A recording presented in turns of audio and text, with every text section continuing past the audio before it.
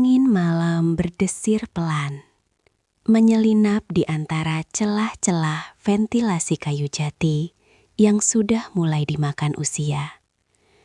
Di dalam rumah besar berarsitektur kolonial yang terletak di pinggiran kota itu, Ningsih duduk terpaku di depan meja riasnya.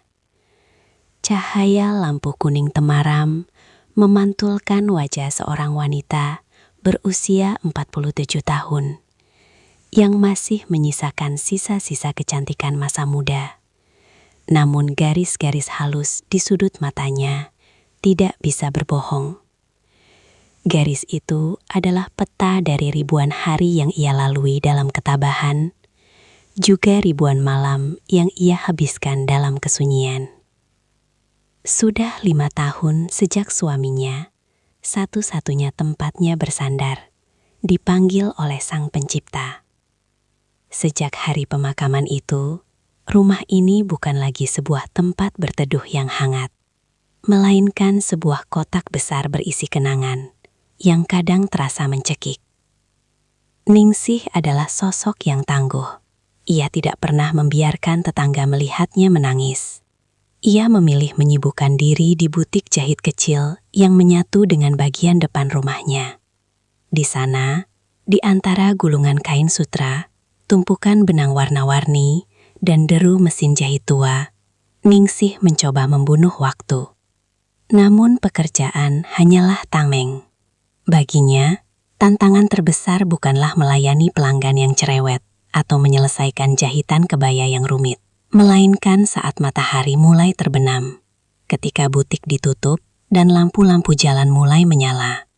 Ningsih harus masuk ke dalam rumah, mengunci pintu, dan berhadapan dengan musuh terbesarnya.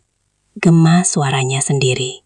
Rumah itu terasa terlalu luas. Ruang tamu dengan sofa beludru coklat, ruang makan dengan meja kayu panjang, hingga dapur yang biasanya mengepulkan aroma masakan, kini terasa seperti panggung pertunjukan yang kehilangan penontonnya. Ningsih seringkali sengaja membiarkan televisi di ruang tengah menyala tanpa henti. Bukan untuk ditonton, melainkan hanya agar ada suara manusia yang memecah keheningan. Ia butuh suara itu untuk meyakinkan dirinya bahwa ia belum sepenuhnya hilang dalam kesepian. Anak-anak sudah punya hidup sendiri, Ningsih. Kamu harus kuat, bisiknya pada bayangannya di cermin. Anak sulungnya, seorang perempuan yang sangat ia cintai, kini tinggal di apartemen mewah di pusat kota bersama suaminya. Meskipun jaraknya tidak terlalu jauh, kesibukan dunia modern seringkali hanya menyisakan waktu bagi mereka untuk mampir sebentar di akhir pekan. Membawa cucu kecilnya yang lari ke sana kemari, memberikan kecupan singkat di pipi, lalu kembali pergi saat hari mulai gelap.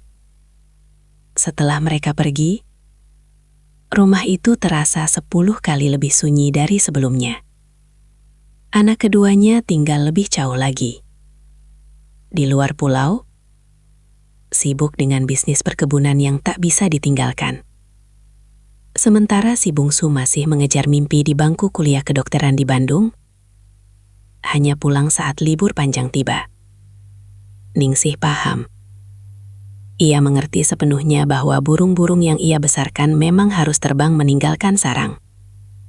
Namun, pengertian secara logika tidak pernah bisa mengobati lubang di hatinya. Harapan satu-satunya adalah momen pergantian tahun.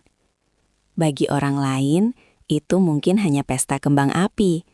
Namun bagi Ningsih, itu adalah saat di mana sarangnya kembali penuh.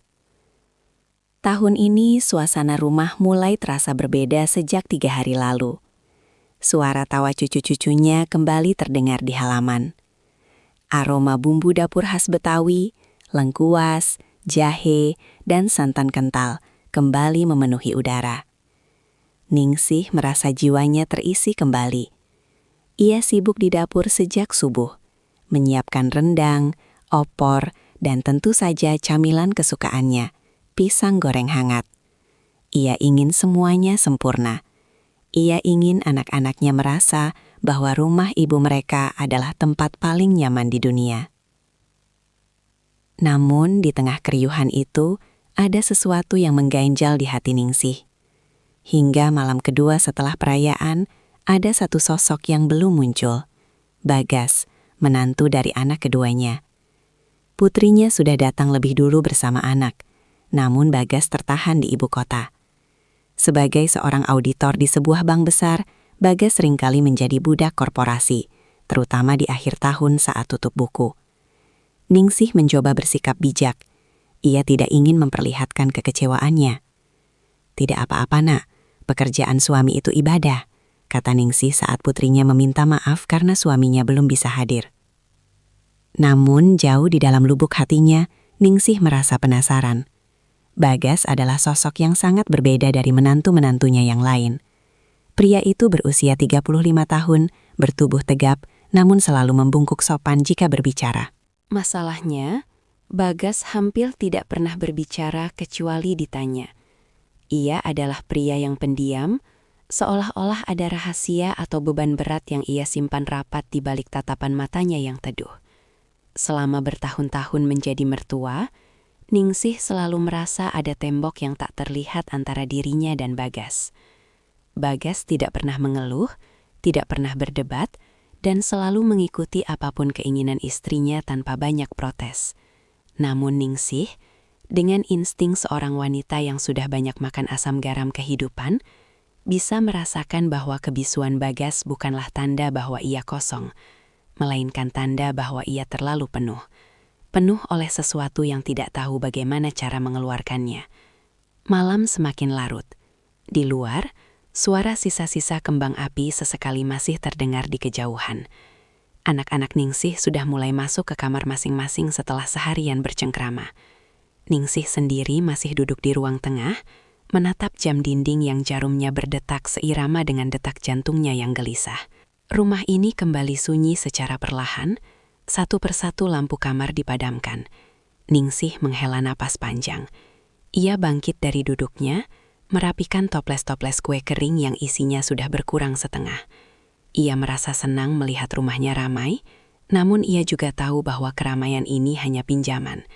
Dalam beberapa hari, mereka semua akan pergi lagi, dan ia akan kembali menjadi janda tua yang menunggu telepon dari anak-anaknya. Tiba-tiba, suara deru mobil terdengar di halaman depan. Lampu sorot mobil menembus kaca jendela ruang tamu, menyapu dinding-dinding kayu jati dengan cahaya putih yang tajam. Ningsih menoleh, jantungnya berdebar sedikit lebih cepat. Itu Bagas. Akhirnya dia sampai. Ningsih bergegas menuju pintu depan, merapikan daster batiknya yang sedikit kusut. Saat pintu dibuka, udara dingin malam langsung menyergap kulitnya. Di sana, di bawah lampu teras yang temaram, Bagas berdiri sambil membawa tas pundak kecil. Wajahnya tampak sangat kuyu, matanya merah karena kekelahan, dan ada garis kekelahan yang sangat dalam di keningnya. "Selamat malam, Bu. Maaf Bagas baru sampai." Suara Bagas terdengar rendah, hampir seperti bisikan yang pecah. Ningsih menatap menantunya itu. Ada dorongan aneh di dalam hatinya untuk memeluk pria itu, bukan sebagai mertua, melainkan sebagai sesama jiwa yang tampak sedang memikul beban dunia di bahunya. Namun, Ningsih hanya tersenyum hangat, senyum seorang ibu mertua yang bijak. "Masuk, Gas. Makan dulu. Ibu punya pisang goreng dan kopi kalau kamu mau," jawab Ningsih. Bagas hanya tersenyum tipis, senyum yang sangat kaku. Ia mengangguk pelan, lalu melangkah masuk ke dalam rumah. Ningsih menutup pintu jati yang berat itu, menguncinya rapat-rapat. Ia tidak tahu bahwa dengan mengunci pintu itu, ia juga baru saja mengunci dirinya sendiri dalam sebuah rangkaian kejadian yang akan mengubah hidupnya selamanya. Di ruang tengah yang remang-remang itu, Gema sunyi yang tadi ia takuti perlahan menghilang, digantikan oleh kehadiran sosok pria yang diam-diam menyimpan badai di dalam dadanya. Dan di malam yang dingin itu, benih dari sebuah rahasia besar mulai tertanam di balik dinding rumah jati milik Ningsih. Malam kelima setelah puncak perayaan Tahun Baru, biasanya membawa suasana melankolis di rumah Ningsih. Keriuhan yang sebelumnya memuncak, kini mulai menyusut, menyisakan tumpukan piring kotor dan sisa-sisa bungkusan kado yang berserakan. Anak sulungnya sudah kembali ke kota sejak kemarin, sementara anak bungsunya asyik dengan dunianya sendiri di dalam kamar, telentang menatap layar ponsel. Rumah besar itu kembali perlahan menuju keheningan alaminya. Sebuah kesunyian yang bagi Ningsih terasa seperti sahabat lama yang tak diinginkan. Di tengah suasana yang mulai mendingin itu, kehadiran Bagas menjadi satu-satunya dinamika yang tersisa. Sejak kedatangannya yang larut malam tempo hari, Bagas seolah-olah melebur menjadi bayangan. Ia bangun pagi-pagi sekali, membantu menyapu halaman tanpa diminta. Lalu duduk di pojok teras dengan segelas kopi yang dibiarkan dingin. Sementara matanya menatap kosong ke arah kebun mangga di samping rumah. Ningsih sering memperhatikannya dari balik tirai jendela butiknya. Ada sesuatu pada cara Bagas duduk. Bahu yang merosot, punggung yang tegang, yang membuat Ningsih merasa pria itu sedang tidak berada di sana. Tubuhnya di rumah Ningsih, tapi jiwanya seolah terjebak di ruang audit yang penuh angka, atau di tengah kemacetan yang tak berujung. Ningsih merasa iba, sebuah perasaan yang seharusnya wajar bagi seorang mertua. Namun ada bumbu penasaran yang mulai merayap di benaknya. Dia pria yang baik, tapi seperti ada sesuatu yang patah di dalamnya. Gumam Ningsih sambil menusukkan jarum ke kain bludur hitam yang sedang ia kerjakan. Malam itu, jam dinding jati di ruang tengah berdentang 12 kali. Suaranya berat dan berwibawa, menggema ke setiap sudut ruangan yang gelap. Ningsih terbangun dari tidurnya, bukan karena suara jam, tapi karena rasa haus yang mendesak dan gelisah yang tak kunjung padam. Ia bangkit dari tempat tidur, merapikan rambutnya yang sedikit berantakan, dan menyampirkan kain selendang di bahunya untuk menghalau dingin. Saat ia melangkah menuju dapur, ia melihat cahaya remang-remang berasal dari ruang tengah. Televisi menyala tanpa suara, menampilkan gambar-gambar bergerak yang hanya memberikan bias cahaya biru pada dinding. Di sana, di atas sofa coklat tua yang mulai kusam, Bagas duduk terdiam. Ia tidak sedang menonton, ia hanya menatap layar kosong itu dengan pandangan yang paling hampa yang pernah Ningsih lihat seumur hidupnya. Ningsih terhenti sejenak di ambang pintu dapur. Ia ragu untuk menyapa, takut merusak keheningan yang tampaknya sedang dinikmati, atau mungkin justru sedang menyiksa menantunya itu. Namun, perutnya terasa lapar, dan ia ingat masih ada beberapa sisir pisang kepok di atas meja makan. Bagas, belum tidur? Suara Ningsih memecah kesunyian, lembut namun cukup mengejutkan di tengah malam yang mati. Bagas tersentak kecil. Ia menoleh dengan gerakan kaku, seolah-olah lehernya sudah lama tidak digerakkan. Begitu melihat Ningsih, ia segera memperbaiki posisi duduknya dan mencoba memaksakan sebuah senyuman. Senyuman yang terlihat sangat melelahkan. Ibu, belum Bu. Mata saya belum mau diajak kompromi, jawab Bagas dengan suara serak.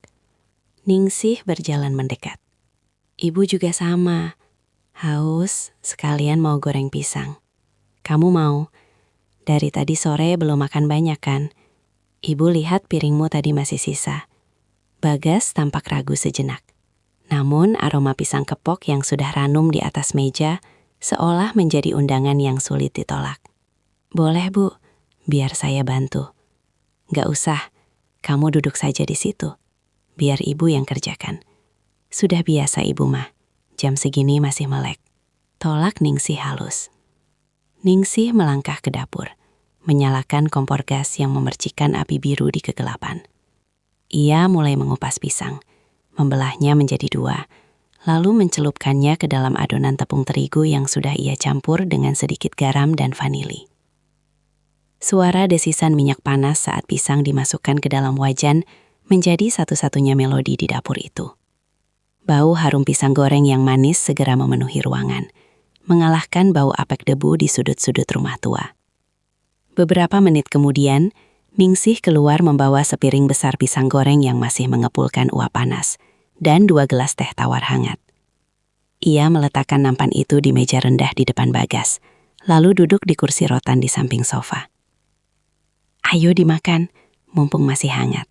Kalau sudah dingin, tepungnya keras, ajak Ningsih. Bagas mengambil 1 potong, meniupnya pelan, lalu menggigitnya.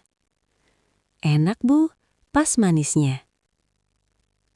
Mereka makan dalam diam selama beberapa saat. Hanya terdengar bunyi renyah dari tepung yang digigit dan detak jam dinding yang seolah semakin nyaring karena tidak ada suara lain. Ningsih memperhatikan Bagas dari sudut matanya. Di bawah cahaya televisi yang redup, Bagas terlihat lebih muda, namun juga lebih rapuh. Ada garis-garis kehitaman di bawah matanya, tanda dari malam-malam panjang yang dilewati tanpa istirahat yang cukup. Kerjaan di kantor berat sekali ya, Gas.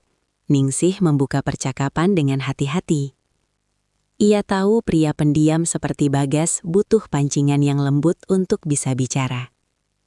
Bagas menghela napas panjang, sebuah napas yang terdengar seperti beban bertonton sedang diangkat sejenak dari dadanya. Begitulah Bu, akhir tahun selalu jadi masa yang paling gila. Semua angka harus benar, semua laporan harus beres. Tekanannya bukan cuma dari atasan, tapi dari rasa takut kalau ada yang salah. Ia berhenti sejenak, menyesap teh hangatnya. Terkadang saya merasa hidup saya ini cuma deretan angka-angka Bu. Pergi pagi saat anak-anak masih tidur, pulang malam saat mereka sudah di alam mimpi. Di kantor dikelilingi kertas, di rumah kadang saya merasa asing di rumah sendiri. Ningsih terdiam. Kalimat terakhir Bagas seolah menghantam tepat di ulu hatinya. Asing di rumah sendiri? Bukankah itu yang ia rasakan selama 5 tahun ini? Meski ini adalah rumahnya, rumah tempat ia membesarkan anak-anaknya, ia seringkali merasa seperti tamu di sebuah bangunan kosong yang luas. Ibu mengerti, bisik Ningsih, suaranya sedikit bergetar. Ibu sudah 5 tahun tinggal di sini sendirian. Kadang ibu bicara sama mesin jahit cuma supaya telinga ibu dengar suara manusia. Kesepian itu, dia tidak peduli kita punya uang atau punya keluarga. Dia cuma tahu cara masuk dan tinggal di dalam hati. Bagas menoleh, menatap mertuanya dengan tatapan yang berbeda dari sebelumnya. Selama ini ia melihat Ningsih sebagai sosok ibu mertua yang tegar, janda tangguh yang mandiri. Ia tidak pernah menyangka bahwa di balik kebaya rapi dan senyum ramahnya, Ningsih menyimpan luka sunyi yang sama besarnya dengan kegelisahan yang ia miliki. Ibu juga merasa begitu? Tanya Bagas lirih. Ningsih mengangguk pelan. Setiap malam, Gas. Setiap malam ibu duduk di sini, menonton televisi yang ibu sendiri tidak tahu ceritanya tentang apa, cuma supaya rumah ini tidak terasa seperti kuburan. Momen itu menjadi titik balik. Di antara aroma pisang goreng dan teh tawar, tembok es yang selama ini memisahkan mertua dan menantu itu mulai retak. Bagas tidak lagi merasa perlu menjaga jarak profesional sebagai menantu yang sopan. Ia merasa menemukan seseorang yang benar-benar bisa mendengar frekuensi kesedihannya. Kadang aku iri sama ibu, kata Bagas. Kini ia tidak lagi menggunakan kata ganti saya yang kaku. Ibu punya butik, punya kesibukan yang ibu cintai. Aku cuma melakukan apa yang orang harapkan dari aku. Jadi suami yang cari uang, jadi ayah yang bertanggung jawab. Tapi aku lupa gimana caranya jadi diri sendiri. Ningsih bergeser duduknya, sedikit lebih dekat ke arah sofa tempat Bagas berada. Ia bisa mencium aroma parfum maskulin Bagas yang samar bercampur dengan bau keringat sisa perjalanan. Ada dorongan naluriah untuk menyentuh bahu pria itu, untuk memberikan kekuatan, seperti yang ia lakukan pada anak-anaknya dahulu. Hidup memang sering memaksa kita jadi orang lain, Gas, jawab Ningsih lembut. Tapi malam ini, di rumah ini, kamu tidak perlu jadi auditor. Kamu tidak perlu jadi menantu yang sempurna. Kamu cuma Bagas. Bagas menatap Ningsih. Mata wanita itu berkaca-kaca, memantulkan cahaya TV yang membuat matanya terlihat bersinar di kegelapan. Untuk pertama kalinya, Bagas melihat Ningsih bukan sebagai ibu dari istrinya, melainkan sebagai seorang wanita yang hangat, yang penuh pengertian, dan yang sama seperti dirinya, sedang sangat merindukan sentuhan manusia. Keheningan malam itu kini terasa berbeda, tidak lagi mencekam, melainkan terasa intim dan berbahaya. Ada udara yang mendadak terasa lebih berat di antara mereka. Jarak di antara kursi rotan dan sofa itu seolah-olah mengecil dengan sendirinya. Ningsih bisa merasakan jantungnya berdegup lebih kencang.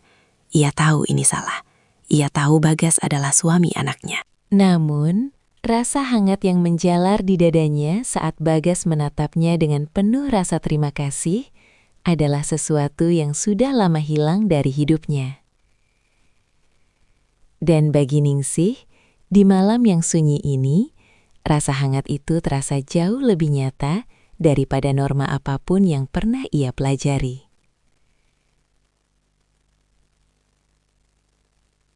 Malam kelima itu baru saja dimulai, dan di ruang tengah yang remang-remang, rahasia besar itu mulai mengulurkan akarnya.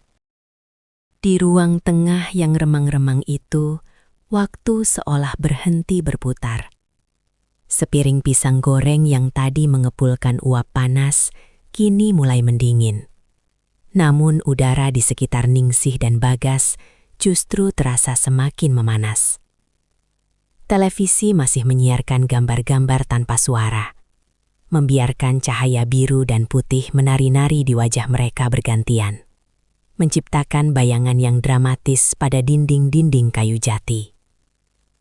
Bagas menghela napas panjang.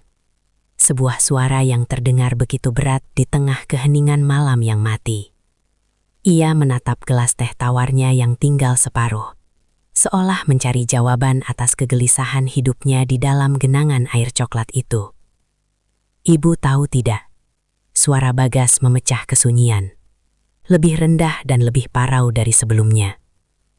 Di kantor, semua orang menganggap saya mesin. Di rumah, istri saya menganggap saya bank berjalan. Kadang saya ingin sekali berteriak, bertanya pada diri sendiri, lalu Bagas itu siapa? Di mana Bagas yang dulu suka menggambar, yang dulu suka duduk diam di pinggir sungai hanya untuk melihat air mengalir? Ningsih mendengarkan dengan seluruh jiwanya. Ia tidak memotong. Sebagai seorang wanita yang telah menghabiskan puluhan tahun mendengarkan deru mesin jahit, ia tahu betul perbedaan antara suara yang hanya sekadar bicara dan suara yang berasal dari lubuk hati yang terluka. Dunia ini memang kejam, Gas, sahut Ningsih lirih. Ia memberanikan diri untuk menggeser posisi duduknya dari kursi rotan ke tepi sofa, sedikit lebih dekat dengan Bagas. Dunia menuntut kita menjadi pilar, tapi mereka lupa. Pilar pun bisa retak jika terus-menerus memikul beban yang bukan miliknya. Ibu pun begitu. 5 tahun ini, ibu dianggap janda tangguh. Orang-orang memuji betapa kuatnya ibu mengelola butik sendirian.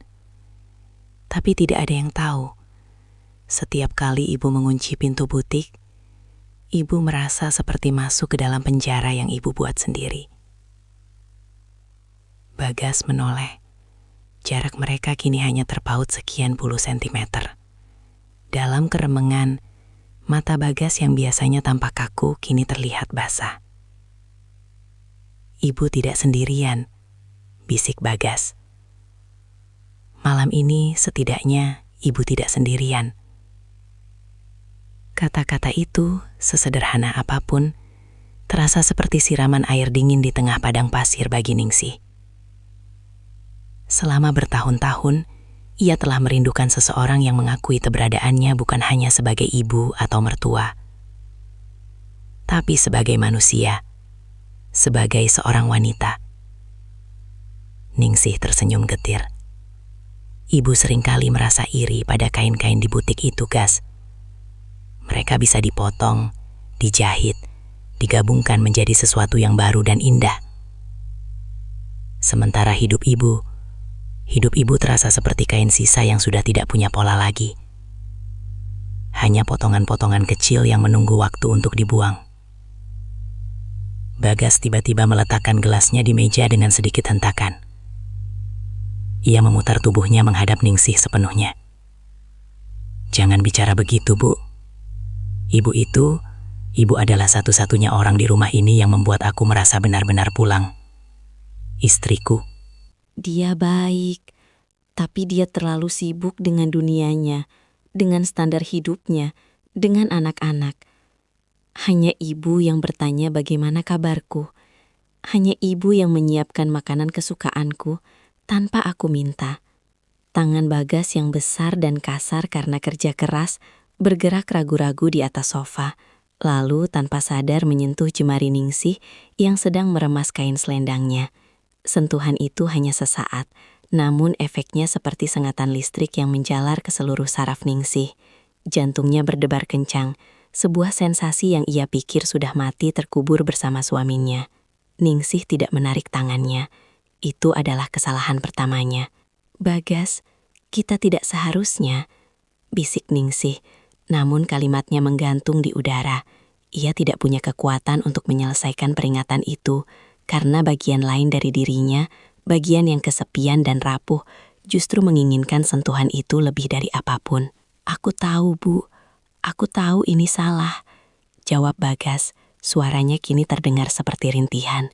"Tapi malam ini saja, biarkan aku merasa tidak sendirian. Biarkan aku merasa ada seseorang yang benar-benar melihatku."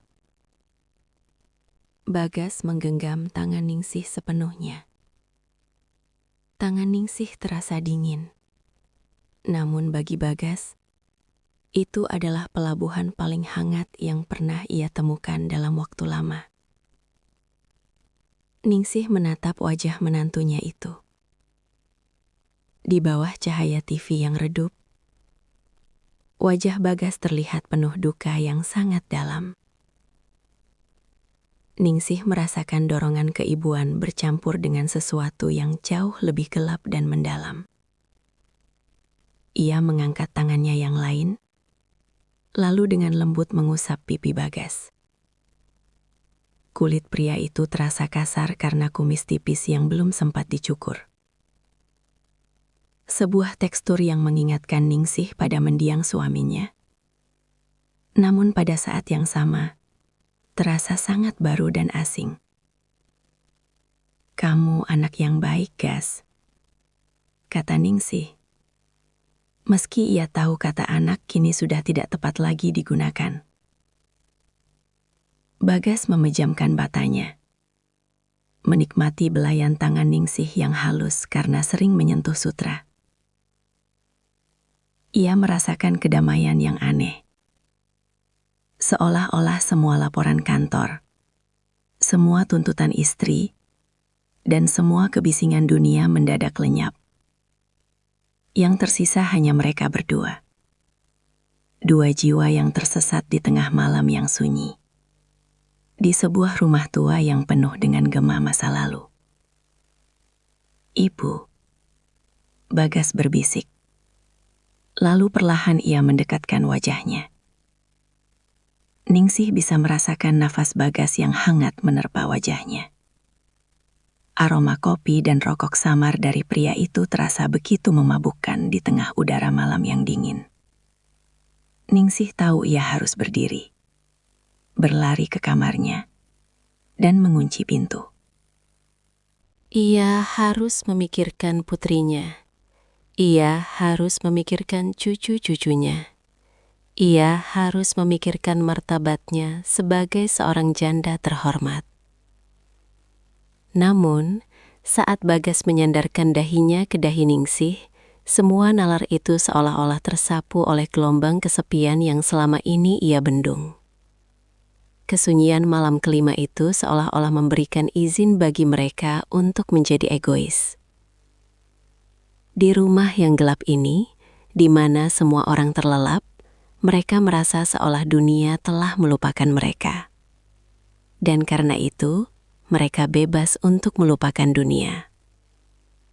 Hanya malam ini, bisik sebuah suara di dalam kepala Ningsih yang ia tahu adalah suara iblis.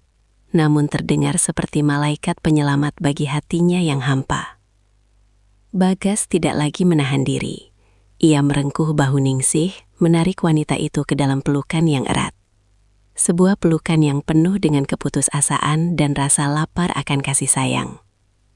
Ningsih membalas pelukan itu, membenamkan wajahnya di dada Bagas, menghirup aroma maskulin yang selama ini hanya ia bayangkan dalam mimpi-mimpi sunyinya. Di luar, jam dinding berdentang 1 kali, menandakan waktu telah melewati tengah malam. Di dalam ruang tengah itu, garis yang memisahkan mertua dan menantu telah benar-benar lumat. Luka yang terbuka itu tidak lagi berdarah, melainkan mulai saling bertautan, mencari penyembuhan di tempat yang paling salah. Pisang goreng di atas meja kini sudah dingin sepenuhnya, tak lagi dihiraukan. Televisi masih menyala, menampilkan titik-titik statis setelah siarannya berakhir. Menjadi satu-satunya saksi bisu atas sebuah pengkhianatan yang lahir dari rahim kesepian yang paling kelam. Malam itu, di bawah atap rumah jati yang megah, Ningsih dan Bagas telah melangkah masuk ke dalam sebuah labirin tanpa jalan keluar. Dunia seolah-olah kehilangan warnanya saat fajar mulai mengintip dari balik tirai jendela jati. Cahaya keabu-abuan yang dingin merayap masuk, menyinari butiran debu yang menari di udara ruang tengah, seolah mengejek kekacauan yang baru saja terjadi. Ningsih terbangun dengan sentakan jantung yang menyakitkan. Ia masih berada di sofa coklat itu, namun segalanya telah berubah. Rumah yang kemarin terasa seperti istana kenangan, kini mendadak terasa seperti penjara yang penuh dengan mata yang mengawasi. Bagas sudah tidak ada di sampingnya. Pria itu berdiri di dekat jendela besar yang menghadap ke halaman samping, membelakangi Ningsih. Punggungnya yang tegap tampak kaku, seolah sedang menahan beban langit agar tidak runtuh menimpa rumah itu. Suara kicau burung gereja di luar terdengar seperti teriakan penghakiman di telinga Ningsih. Ningsih merapikan daster batiknya dengan tangan gemetar. Setiap gesekan kain di kulitnya mengingatkannya pada kehangatan semalam. Sebuah kehangatan yang kini berubah menjadi api yang membakar harga dirinya. Ia berdiri dengan kaki yang terasa lemas, seolah seluruh tulangnya telah berubah menjadi bubur. Gas, suara Ningsih nyaris tidak keluar. Ia terdengar seperti orang asing bagi dirinya sendiri. Bagas menoleh perlahan. Wajahnya yang biasanya tenang kini terlihat hancur. Matanya yang cekung menyiratkan duka yang lebih dalam daripada saat ia pertama kali datang. Tidak ada kata-kata. Keheningan di antara mereka bukan lagi keheningan yang menyatukan seperti semalam, melainkan keheningan yang memisahkan mereka. ke dalam dua kutub penyesalan yang berbeda. "Aku harus mandi, Bu. Sebentar lagi anak-anak bangun," kata Bagas dengan suara yang datal, hampa, tanpa ekspresi. Ia melangkah pergi tanpa berani menatap mata Ningsih lebih dari sedetik. Ningsih terpaku di tengah ruangan. Ia menatap piring pisang goreng yang masih tersisa satu potong. Kini tampak pucat dan layu. Gelas-gelas teh yang kosong menyisakan noda melingkar di atas meja. Saksi bisu betapa cepatnya martabat seorang manusia bisa luluh lantak hanya karena satu malam kesepian yang tak terkendali. "Ya Tuhan, apa yang sudah aku lakukan?" bisik Ningsih sambil menutup wajah dengan kedua telapak tangannya. Air mata yang panas mulai mengalir, namun ia segera menghapusnya. Ia tidak boleh menangis. Ia tidak punya hak untuk menangis. Sebagai seorang ibu mertua, ia seharusnya menjadi benteng terakhir moralitas keluarga ini, bukan orang yang merubuhkannya. Sandiwara pagi hari.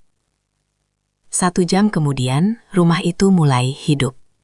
Suara pintu kamar yang dibuka, gemericik air dari kamar mandi, dan celoteh cucu-cucunya mulai memenuhi udara. Ningsih berada di dapur, bergerak seperti robot. Ia memotong bawang, menyalakan kompor, dan menyiapkan sarapan nasi goreng dengan gerakan yang terlalu cepat. Seolah-olah dengan menyibukkan tangan, ia bisa membungkam pikirannya.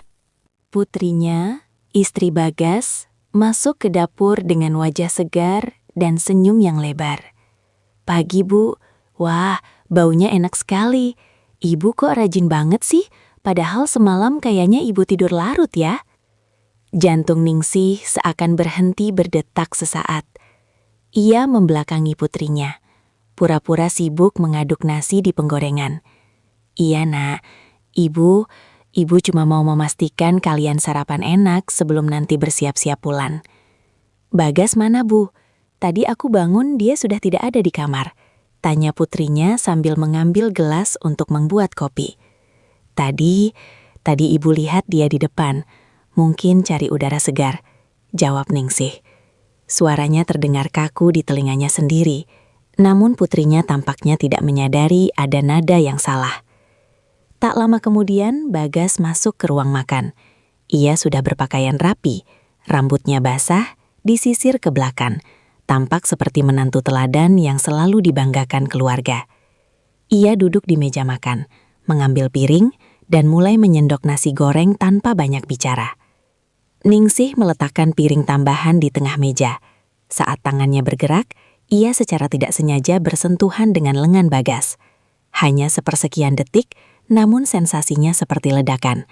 Ningsih segera menarik tangannya kembali, wajahnya memanas. Ia melirik Bagas, namun pria itu tetap menunduk, fokus pada makanannya seolah-olah nasi goreng itu adalah hal paling penting di dunia. "Pak, kok diam saja? Kurang tidur ya?"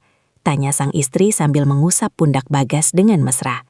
Bagas tersedak sedikit, lalu mengangguk. "Iya, agak pusing sedikit. Mungkin karena perjalanan kemarin." Ningsih yang berdiri di dekat wastafel merasa dadanya sesak. Melihat putrinya menyentuh Bagas dengan penuh kasih sayang, membuatnya merasa seperti seorang kriminal. Ia merasa seperti pencuri yang telah mengambil sesuatu yang bukan haknya. Dan kini ia harus berdiri di sana, menonton pemilik aslinya menikmati apa yang tersisa. Ketegangan yang tersembunyi. Sepanjang pagi itu, suasana rumah terasa sangat mencekam bagi Ningsih dan Bagas. Di permukaan, semuanya tampak normal. Anak-anak bermain, cucu-cucu tertawa, dan obrolan tentang rencana kepulangan mengalir lancar. Namun, di bawah permukaan itu, ada arus bawah yang sangat kuat. Setiap kali mata Ningsih dan Bagas tidak sengaja bertemu, ada percikan ketegangan yang membuat udara seolah-olah berlistrik. Ada rahasia besar yang menggantung di antara mereka. Sebuah rahasia yang jika meledak, akan menghancurkan hidup semua orang yang ada di ruangan itu. Ningsih berusaha keras untuk tidak menunjukkan gelagat aneh. Ia berbicara lebih banyak dari biasanya, tertawa pada lelucon cucunya dengan sedikit terlalu keras, dan terus-menerus bergerak. Ia takut, jika ia diam barang sedetik saja, wajahnya akan mengkhianati perasaannya. Ia takut orang-orang akan melihat sisa-sisa malam itu di matanya yang sembab. Sementara itu, Bagas kembali ke sifat aslinya, pendiam. Namun kali ini, pendiamnya terasa berbeda. Ia bukan lagi pendiam karena lelah atau tertutup, melainkan pendiam karena takut. Ia menghindari kontak mata dengan Ningsih sebisa mungkin. Namun, justru itulah yang membuat suasana semakin aneh bagi Ningsih. Penolakan Bagas untuk menatapnya justru menegaskan bahwa apa yang terjadi semalam adalah nyata, bukan sekedar mimpi buruk yang bisa dihapus. Menjelang siang, saat anak-anak sedang berkemas di kamar, Ningsih pergi ke teras samping untuk mengambil jemuran kain serbet. Di sana, ia menemukan Bagas sedang berdiri sendirian, merokok dengan terburu-buru. "Gas," panggil Ningsih lirih. Bagas menoleh, matanya terlihat liar sesaat sebelum kembali layu. "Bu, kita tidak bisa melakukan ini.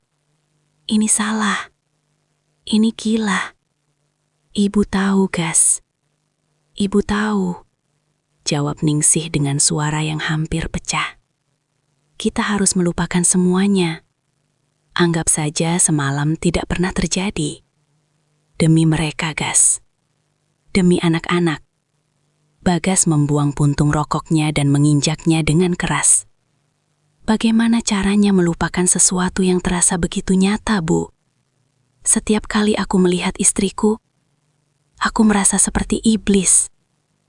Kamu harus bisa, Gas. Kamu harus kuat." Ningsih mendekat satu langkah, namun segera berhenti. Ia menyadari bahwa jarak di antara mereka kini bukan lagi sekedar jarak fisik, melainkan jurang moral yang sangat dalam. "Ibu akan menyimpan ini sampai mati. Kamu juga harus begitu. Jangan pernah katakan pada siapapun. Selamanya." Bagas hanya menatap Ningsih dengan pandangan yang penuh penderitaan. Ia ingin berkata sesuatu, mungkin sebuah permintaan maaf, atau mungkin sebuah pengakuan bahwa ia tidak menyesal sepenuhnya. Namun, suara putrinya yang memanggil dari dalam rumah memutus momen itu. "Pah, tolong bantu angkat kopar." Bagas menarik napas panjang, merapikan bajunya, dan kembali memakai topeng menantu sempurna. Ia berjalan melewati Ningsih tanpa menoleh lagi. Ningsih berdiri mematung di teras, memeluk serbet-serbet bersih di dadanya, merasakan air mata yang akhirnya jatuh membasahi kain itu. Ia menyadari bahwa mulai hari ini, kesepian yang ia rasakan akan memiliki rasa yang baru. Bukan lagi kesepian karena ditinggalkan, melainkan kesepian karena menyimpan rahasia yang paling kelam. Ia telah menyelamatkan keluarganya dari kehancuran dengan kesepakatan diam ini. Namun ia telah menghancurkan jiwanya sendiri dalam prosesnya. Ambang jurang itu masih ada di sana, menganga lebar. Dan Ningsih tahu, meskipun ia tidak jatuh ke dalamnya, ia akan selamanya berdiri di tepiannya, menatap kegelapan yang ia buat sendiri. Mobil SUV perak milik Bagas perlahan bergerak mundur, meninggalkan jejak ban di atas tanah halaman yang masih basah oleh embun pagi. Ningsih berdiri di teras, tangannya melambai dengan kaku, sementara wajahnya dipaksa untuk tetap mengulas senyum terbaik yang bisa ia ciptakan. Di dalam mobil itu, putrinya melambaikan tangan dengan riang, sementara cucu-cucunya menempelkan wajah ke kaca jendela sambil berteriak, "Dadah nenek, nanti main lagi ya. Hanya Bagas yang tidak menoleh. Matanya terpaku lurus ke depan. Kedua tangannya mencengkram kemudi dengan begitu kuat hingga buku-buku jarinya memutih. Bagi dunia luar, itu adalah pemandangan perpisahan keluarga yang manis. Namun bagi Ningsih, deru mesin mobil itu terdengar seperti lonceng kematian bagi ketenangan jiwanya. Begitu mobil itu hilang di tikungan jalan, Ningsih menurunkan tangannya. Seketika itu juga, senyumnya luruh, digantikan oleh gurat kelelahan yang luar biasa. Ia berbalik dan masuk ke dalam rumah. Saat pintu jati itu tertutup dengan suara dentum yang berat, Ningsih merasa seolah-olah seluruh oksigen di dalam rumah itu mendadak lenyap. Rumah itu kembali sunyi. Namun, ini bukan sunyi yang biasa ia kenal. Bukan lagi sunyi yang kosong, melainkan sunyi yang berisik oleh tuduhan. Setiap sudut ruangan seolah-olah memiliki mata dan mulut yang berbisik, menghakiminya atas apa yang terjadi di sofa ruang tengah beberapa jam yang lalu. Saksi bisu yang menghakimi. Ningsih berjalan menuju ruang tengah dengan langkah terseret. Ia menatap sofa coklat itu. Di matanya, sofa itu kini tampak seperti monumen dosa. Ia bisa melihat bayangan dirinya dan Bagas di sana. Dua manusia yang kalah oleh kerapuhan. Dengan gerakan kasar, Ningsih mengambil bantal sofa yang sedikit miring dan menepuk-nepuknya dengan tenaga berlebih. Seolah-olah dengan merapikannya, ia bisa menghapus sisa-sisa keberadaan mereka di sana. Ia kemudian bergegas ke dapur. Ia mencuci piring-piring sisa sarapan dengan gerakan yang kalap. Sabun berbusa melimpah. Air mengucur deras. Namun tidak ada yang bisa membersihkan rasa kotor yang ia rasakan di balik kulitnya sendiri. Astaghfirullah. Astaghfirullah. Bisiknya berulang-ulang. Suaranya pecah, beradu dengan denting piring yang beradu dengan wastafel. Setiap kali ia memejamkan mata, ia melihat wajah putrinya. Putrinya yang begitu bangga padanya. Putrinya yang selalu berkata, "Ibu adalah inspirasiku. Aku ingin setegar ibu." Kata-kata itu kini terasa seperti belati yang dihunuskan tepat ke jantungnya. Ia merasa seperti serigala berbulu domba yang baru saja memangsa kebahagiaan anaknya sendiri dalam satu malam kegilaan. Candu yang menyesakan. Namun, di tengah rasa jijik pada dirinya sendiri, ada sisi gelap di hati Ningsih yang menolak untuk melupakan. Ingatan tentang bagaimana Bagas menatapnya, bagaimana pria itu mendengarkan keluh kesahnya, seolah dia adalah wanita paling penting di dunia, masih memberikan kehangatan yang sisa-sisanya masih tertinggal di dadanya. Itulah yang paling menyiksa Ningsih. Rasa bersalah itu berperang dengan rasa haus akan kasih sayang yang baru saja terpuaskan sedikit. Ia membenci dirinya sendiri karena merindukan getaran itu. Ia membenci kenyataan bahwa setelah 5 tahun menjadi bayangan, ia merasa hidup justru saat melakukan kesalahan paling fatal dalam hidupnya. Sore harinya, Ningsih mencoba mencari pelarian di butiknya. Ia menyalakan mesin jahitnya, suara tak-tek dari jarum yang menembus kain biasanya menjadi meditasi baginya. Namun hari ini, jarum itu berkali-kali meleset. Benangnya kusut, persis seperti pikirannya. Tiba-tiba, ponselnya di atas meja jahit bergetar. Sebuah pesan masuk dari putrinya. "Bu, kami sudah sampai di rumah dengan selamat. Bagas langsung tidur, katanya pusing sekali. Makasih ya Bu buat pisang gorengnya semalam. Bagas bilang itu pisang goreng paling enak yang pernah dia makan. Love you Bu." Ponsel itu hampir jatuh dari tangan Ningsih. Kalimat Bagas bilang itu pisang goreng paling enak terasa seperti sindiran yang sangat tajam.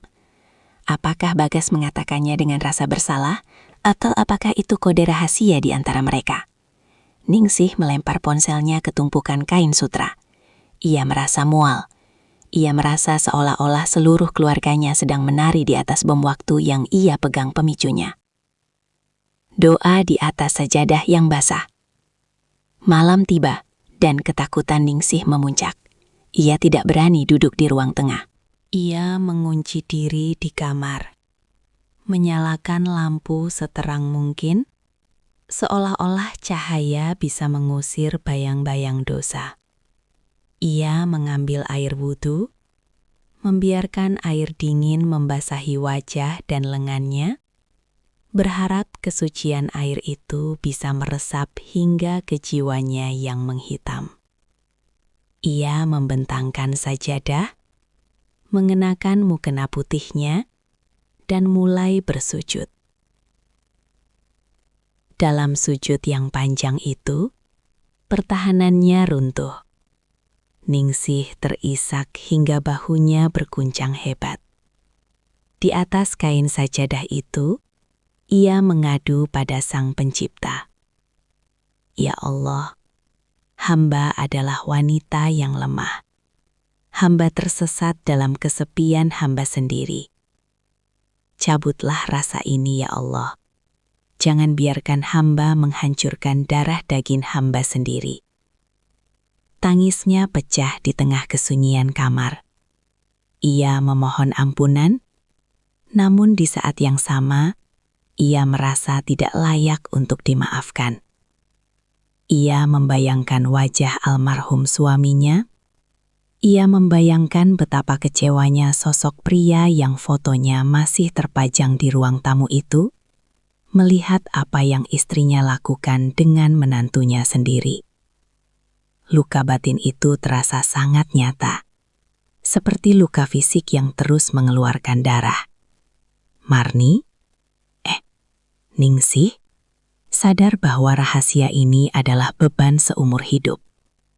Ia harus memerankan peran sebagai ibu mertua yang suci, sementara di dalamnya ia sedang membusuk oleh rahasia. Beban yang tak kasat mata. Hari-hari berikutnya berlalu dengan penuh kepura-puraan. Ningsih mulai menghindari panggilan video dari anaknya. Jika terpaksa, ia hanya akan bicara sebentar, menanyakan cucu, lalu beralasan ada pelanggan di butik agar bisa segera mematikan sambungan. Ia takut matanya akan bicara. Ia takut jika ia melihat wajah Bagas di layar ponsel, ia akan hancur sekali lagi. Sementara itu, ia mulai memperbanyak sedekah ke panti asuhan dan masjid di dekat rumahnya. Ia bekerja 2 kali lebih keras di butik, berharap kelelahan fisik bisa membuatnya langsung tertidur tanpa sempat berpikir. Namun, setiap kali ia memejamkan mata, aroma kopi dan rokok samar milik Bagas seolah-olah kembali tercium di indera penciumannya. Ningsih menyadari satu hal yang mengerikan. Ia tidak hanya dihantui oleh rasa bersalah, tapi juga oleh rasa takut bahwa suatu hari nanti Bagas akan kembali. Dan ia lebih takut lagi pada kenyataan bahwa ia mungkin tidak akan punya kekuatan untuk menolaknya lagi. Kesepian yang dulu ia anggap sebagai musuh, kini terasa seperti tempat perlindungan. Karena dalam kesepian, tidak ada orang yang tersakiti oleh rahasianya. Namun, ia tahu, tembok yang ia bangun untuk menutupi rahasia ini hanyalah tumpukan pasir yang bisa runtuh kapan saja jika takdir menghendaki. Ningsih menatap cermin, melihat dirinya yang tampak lebih tua 10 tahun hanya dalam hitungan hari. Rahasia itu telah mencuri jiwanya, meninggalkan seorang wanita yang hanya hidup untuk menjaga sebuah kebohongan besar sampai hari kematiannya tiba. Bulan-bulan berganti, dan musim hujan mulai membasahi tanah Betawi, membawa hawa dingin yang menusuk hingga ke tulang. Di rumah besar itu, Ningsih menjalani hidupnya seperti sebuah jam mekanik yang terus berdetak tanpa nyawa. Butik jahitnya kini lebih produktif dari sebelumnya, bukan karena ia ambisius, melainkan karena hanya di balik deru mesin jahitlah ia bisa menenggelamkan suara-suara di kepalanya. Setiap helai kain yang ia jahit seolah-olah adalah usaha untuk menambal lubang besar di jiwanya. Namun, ia tahu beberapa luka tidak bisa ditutup dengan benang sekuat apapun. Rahasia malam tahun baru itu tidak pernah terucap lagi. Antara Ningsih dan Bagas tercipta sebuah kesepakatan diam yang lebih kokoh daripada tembok beton. Mereka adalah dua orang yang saling berbagi kematian di dalam diri mereka masing-masing. Pertemuan yang menyakitkan. Ujian terberat datang saat Idul Fitri tiba, beberapa bulan setelah kejadian itu. Rumah Ningsih kembali penuh. Anak-anaknya pulang, termasuk putri keduanya bersama Bagas dan cucu-cucu mereka. Ningsih harus mengenakan topeng paling sempurna yang pernah ia buat. Ia memasak ketupat, menyiapkan rendang, dan tersenyum menyalami tetangga, seolah-olah ia adalah janda paling suci di lingkungan itu. Saat Bagas melangkah masuk ke rumah, suasana mendadak terasa hampa bagi Ningsih. Pria itu tampak lebih kurus, rambutnya sedikit memutih di bagian samping, dan matanya kini memiliki kedalaman duka yang permanen. Pertemuan yang menyakitkan. Ketika tiba giliran Bagas untuk sungkem, mencium tangan Ningsih sebagai mertuanya, seluruh tubuh Ningsih menegang.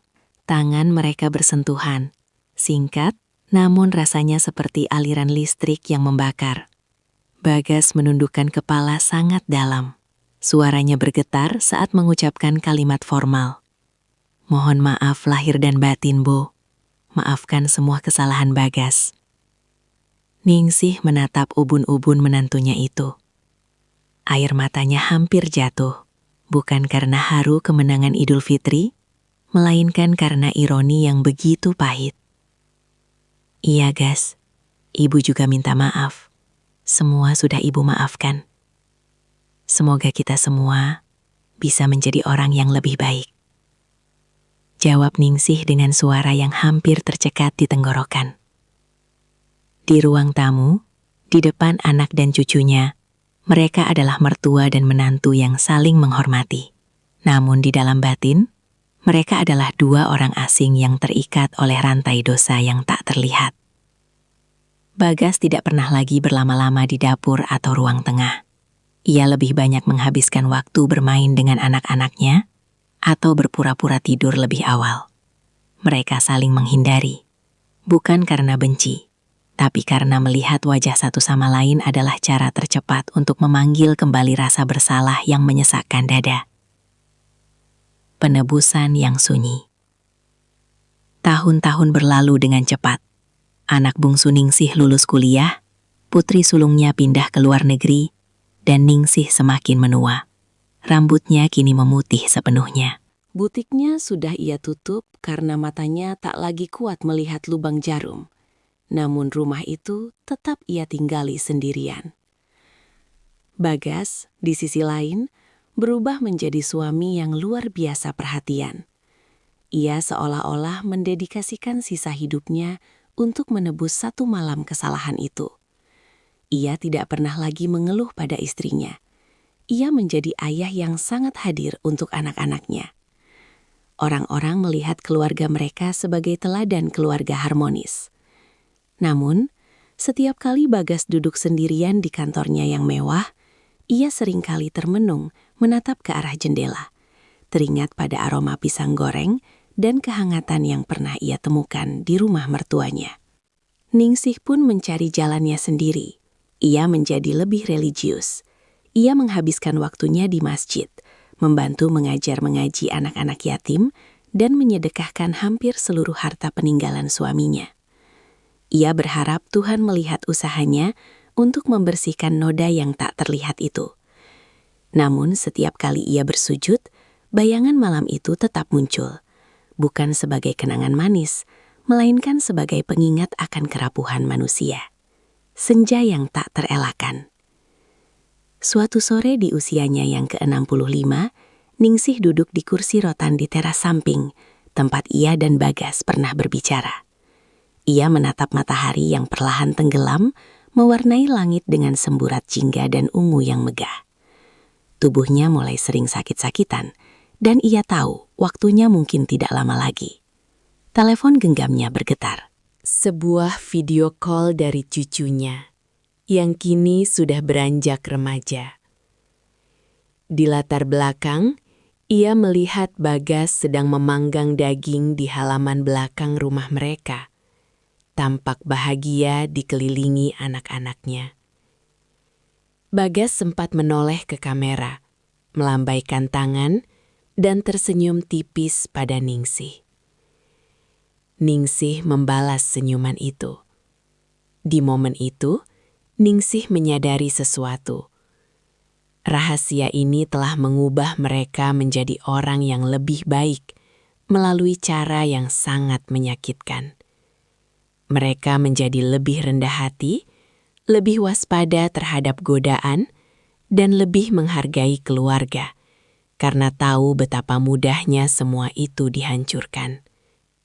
Rahasia ini akan mati bersamaku, bisik Ningsih pada angin senja.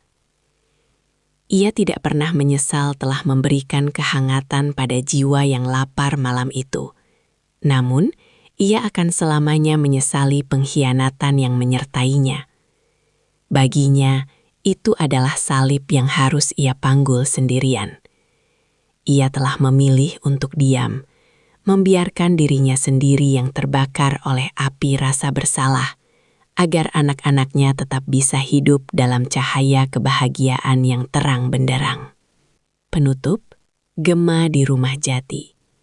Beberapa tahun kemudian, Ningsih berpulang dengan tenang di kamarnya. Saat pemakaman, Bagas berdiri paling depan di samping liang lahat.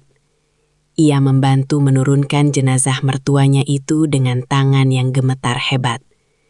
Saat tanah mulai menutupi papan kayu, Bagas membisikkan doa yang tidak didengar oleh siapapun, kecuali tanah dan Tuhan. Terima kasih, Bu. Terima kasih sudah menjaga rahasia ini.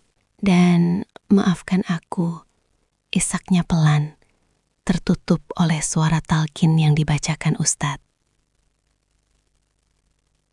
Rumah jati itu akhirnya dijual. Barang-barang di dalamnya dibagikan atau dibuang. Sofa coklat di ruang tengah berakhir di gudang barang bekas. Kain-kain di butik disumbangkan. Fisik dari malam itu telah lenyap sepenuhnya. Namun di dalam hati Bagas, dan di dalam gema sunyi rumah-rumah yang mereka tinggali, kisah itu tetap ada. Sebuah pengingat abadi bahwa kesepian adalah kekuatan yang sangat besar. Ia bisa meruntuhkan gunung moralitas, namun ia juga bisa menjadi rahim bagi penebusan yang paling sunyi. Kisah Ningsih dan Bagas terkubur dalam-dalam di bawah tanah pemakaman yang tenang, menjadi sebuah rahasia besar yang takkan pernah terungkap oleh dunia, namun akan selalu diingat oleh Tuhan, sebagai bagian dari drama kehidupan manusia yang penuh dengan celah dan cinta yang salah arah.